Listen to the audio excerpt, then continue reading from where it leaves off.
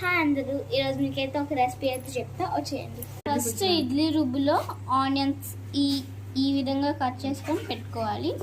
దీనిలోకి అలాగా కొత్తిమీర కూడా యాడ్ చేసుకోవాలి. ఈ విధంగా కట్ చేసుకోవాలి. కొంచెం లైట్గా టేస్ట్ కోసం కరివేపాకు యాడ్, కొంచెం జింజర్ అంటే అల్లం కూడా యాడ్ చేసుకోవాలి. ఇవన్నీ వేసుకున్న తర్వాత నీట్గా ఇలా కలుపుకోవాలి. దీనికి ఇలా వేసుకోవాలి అల్లం, కొత్తిమీర, ఉల్లిపాయలు, కరివేపాకు వేసుకున్న తర్వాత ఇలా మిక్స్ చేసుకోవాలి. దీనిలోకి అలా లైట్గా మైదా పిండి కూడా వేసుకోవాలి. గాయస్, ఇది అయితే మా రియల్ కిచెన్ అయితే ఎలా ఉంటుందో అదే వీడియో చూపిస్తున్నా. క్లీనింగ్ ఏం చేయలేదు. Hey you man, my bro and my sis, sorry, and you man and you man.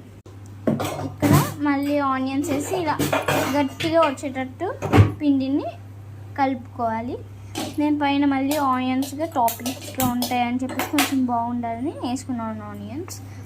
మీకు ఏమైనా కావాలంటే ఏ క్వాంటిటీస్ కావాలో మీరున్న బట్టి మీరు అర్థం చేసుకోవాలి. కంటిన్యూ చేద్దాం.